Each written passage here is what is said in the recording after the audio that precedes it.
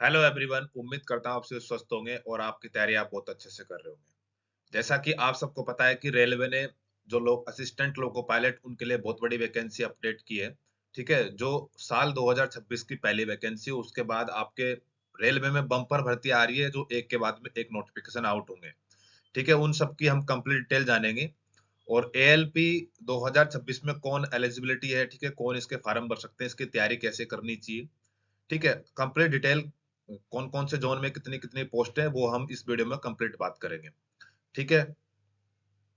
तो आप सबने थंबनेल देख लिया होगा, नेक्स्ट हम आगे बढ़ते हैं। जो शॉर्ट नोटिस आउट हुआ था, उसके मैं की फैक्ट बताता हूँ आपको शॉर्ट में, कि जो आपको पता है कि टोटल जो वैकेंसी है, वो हमारी 11,127 पदों के लिए अभी शॉर्ट नोटिस आउट हुआ है, जो एएलपी लोको पायलट का असिस्टेंट लोको पायलट जिसे हम बोलते हैं, ठीक है? इसमें मैं की फैक्ट की बात करूँ, तो इसमें की फैक्ट आपके लिखे हुए हैं कि जो सबसे पहले जो शॉर्ट नोटिस आउट हुआ था, वो आपके कल की डेट में आउट हुआ था, 16 मार्च 2026, ठीक है? अब मैं आगे बात करें कि जो आपका डिटेल्स जो नोटिफिकेशन रिलीज होगा वो 14 मई 2026 को होगा, ठीक है? आपकी जो ऑनलाइन एप्लीकेशन स्टार्ट होने की जो डेट रहेगी वो 15 मई 2026 को रहेगी और लास्ट डेट आपकी जो रहेगी फॉर्म को भरने की वो आपकी 14 जून 2026, ठीक है? वो रहेगी रात्रि 12 बजे तक, ठीक है? अभी आपकी जो सीबीटी 1 का एग्जाम होगा, अब देखिए उसके बारे में हम बात करेंगे कि वो कैसे हो सकता है अभी, कि सबसे पहले हम बात करें कि 2025 का जो अभी चल रहा है, ठीक है? सीबीटी, ठीक है? उसका क्या हो गया कि सीबीटी 1 हो चुका है। अब तक उसका क्या कंप्लीट हो गया? सीबीटी 1 कंप्लीट हो चुका है, ठीक?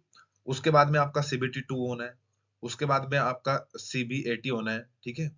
सीबीएटी आपका ये होना है, ठीक है? तो कंप्लीट ये प्रोसेस। अब 2026 की हम बात करें कि 2026 में हुआ क्या है कि अभी सॉरी अभी मार्च चल रहा है, ठीक है? और 16 मार्च के समथिंग आपका नोटिफिकेशन आउट हो गया। फिर इसका सीबीटी 1 होना है, फिर इसका सीबीटी 2 होगा, उसके बाद आपका सीबीएटी होने वाला है। तो आप आपकी तैयारी करते रहो। क्यों करते रहो? क्योंकि जैसे ही आपका 2025 का सीबी एएलपी का जो कंप्लीट होगा क्राइटेरिया, ठीक है? इसका सीबीटी 2 और सीबीएटी कंप्लीट होगा, जब तक आपका सीबीटी जो 2026 का होगा, दो तो वो भी इसको बहुत जल्द करवा देंगे। तो इसलिए आपको उन्होंने मौका दिया है कि अभी से आप आपकी तैयारी करते रहो और इसमें अच्छे से आप सिलेक्शन ले सकें। ठीक है? तो ये आपका ये प्रोसेस है। अब देखिए क्यों कह रहा हूँ कि मैं कि देखिए इसने इन्होंने बोला है कि जो 14 जून 2026 इनकी लास्ट डेट है फॉर्म अप्लाई करने की पहले। तो इस डेट से पहले-पहले आपका 2025 का जो एएलपी का जो प्रोसेस चल रहा है वो कंप्लीट करवाने की उम्मीद है। तो ठीक है? तो एक के बाद में एक आपके लिए खुशखबरी है, ठीक? तो आप कंटिन्यू तैयारी बनाए रखो, ठीक है? तो इसमें मैंने आपको बताया कि जो आपकी ऑनलाइन एप्लीकेशन डेट स्टार्ट होगी, आपकी 15 मई 2026 से होगी और लास्ट डे एप्लीकेशन की आपकी 14 जून 2026 रहेगी। ठीक है? ये शॉर्ट नोटिस में इतनी ये लिखा हुआ है। अब हम नेक्स्ट बातें करते हैं कि इसमें कौन-कौन एलिजिबल है, कौन नहीं है। ठीक है? पोस्ट डिटेल के साथ में बात करेंगे हम आगे। ये देखिए जो आपकी जोन 11,127 जो पद है रेलवे के, ठीक है? असिस्टेंट लोको पायलट के, वो अलग-अलग जोन के वाइज़ है। जैसे सेंट्रल जोन में 1400 पोस्ट है, ठीक है? ईस्ट सेंट्रल जोन में 700 पद है। आगे हम बात करें ईस्ट कोस्ट जो रेलवे है उसमें 1625 पद है और ईस्टर्न रेलवे के 608 पद है। नॉर्थ सेंट्रल रेलवे के 457 पद और नॉर्थ ईस्टर्न रेलवे के 105 पद और नॉर्थ जो फ्रंटियर रेलवे वहाँ पे हैं 1276 पद। उसके बाद नॉर्थर्न रेलवे के हैं 740, ठीक है? नॉर्थर्न वेस्ट रेलवे के 600 पद। इस तरह से आपके ये पद डिवाइडेड किए हुए हैं, ठीक है? जब डिटेल नोटिफिकेशन आएगा उसमें आपकी अलग-अलग कैटेगरीज़ वाइज़ ये वैकेंसी डिवाइड करके आपको बता दी जाएगी, ठीक है? तो अभी के लिए आप इतना देख लीजिए, ठीक है? और इन सब चीज़ों अगर आपको 2026 एएलपी में सिलेक्शन लेना है, तो आपके लिए मैं एक बैच लेके आ रहा हूँ। उस बैच में आपको फिजिक्स, केमिस्ट्री और बायो पढ़ाया जाएगा। उस बैच का नाम रहेगा ALP 2026 science base 3.0 free.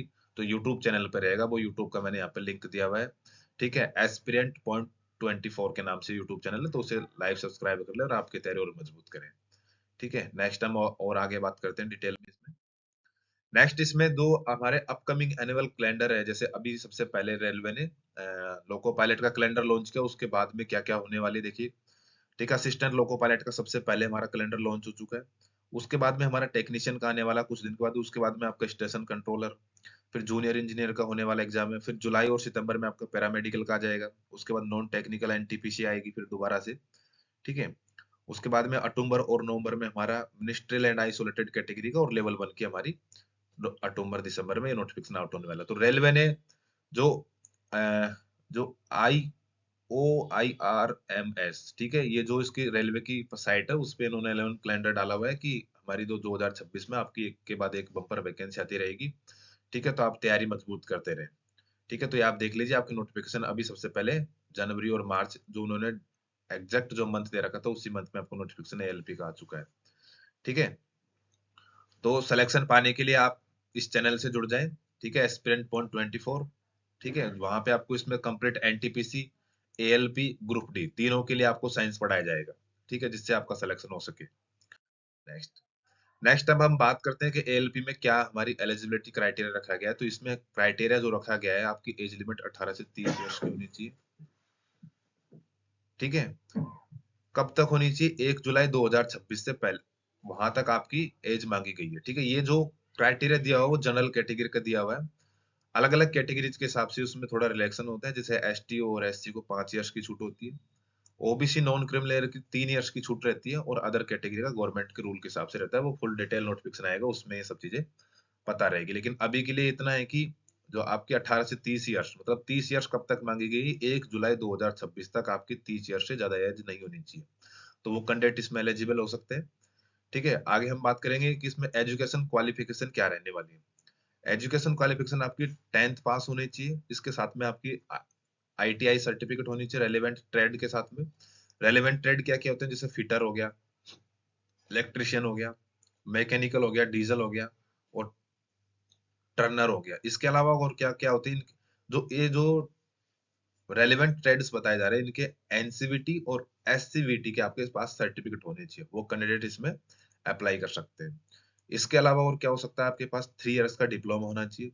Diploma कौन कौन सी सब्जेक्ट में होना चाहिए? एक मैकेनिकल में होना चाहिए, एक इलेक्ट्रिकल में, एक इलेक्ट्रॉनिक्स में, एक ऑटोमोबाइल इंजीनियर्स में आपके पास 3 इयर्स का डिप्लोमा होना चाहिए। इसके अलावा आपके पास 4 इयर्स की इंजीनियरिंग डिग्री भी होगी, वो भी आप ALP का एग्जाम दे सकते हो, ठीक है। नेक्स्ट हम बात करें कि इसमें क्या चीज अलाउड नहीं है। मेडिकल स्टैंडर्ड की बात करें तो आपका A1 मेडिकल स्टैंडर्ड चाहिए रेलवे में, आपकी आंखें 6/6 होनी चाहिए, इसमें विथआउट ग्लासेस, इसमें जिनके अगर ग्लासेस लगे हुए हैं तो वो कलर, ठीक है, और पासिंग जो टेस्ट कलर ब्लाइंडनेस वगैरह ये चीजें नहीं होनी चाहिए, और आपका इसमें ग्लासेस अलाउड नहीं है रेलवे ALP के अंदर, तो आपकी आंखें 6/6 होनी चाहिए, ठीक है। A1 मेडिकल स्टैंडर्ड होना चाहिए, कहने का मतलब ये, ठीक है। तो ये चीज आप समझ गए कि इसमें एलिजिबिलिटी क्या रखी गई है, ठीक है। आगे आगे हम बात करते हैं कि इसका जो शॉर्ट जो प्रोसेस क्या होता है, कि इसमें कितने एग्जाम होते हैं और कैसे हम क्या क्या तैयारी करेंगे, ठीक है। तो सबसे पहले इसका CBT 1 होगा। तो CBT 1 के लिए मैंने आपको बताया कि साइंस जो फिजिक्स केमिस्ट्री बायोलॉजी जो मतलब जनरल साइंस है उसका कंप्लीट बैच रहेगा, यूट्यूब पे फ्री रहेगा। तो ज्यादा से ज्यादा यूट्यूब को सब्सक्राइबर कर लो, जिससे आपके पास में आपकी क्लासेस प्रोवाइड होती रहेगी और आपकी तैयारी और मजबूत हो जाएगी। उसके बाद CBT 1 के बाद CBT 2 होता है, उसके बाद में CBAT होता है जिसको हम एप्टीट्यूड टेस्ट बोलते हैं।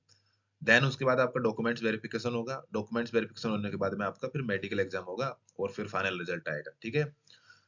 तो ये 3-4 स्टेज से आपको गुजरना होगा, तब जाके आप असिस्टेंट लोको पायलट में आपका सपना पूरा कर सकते हो।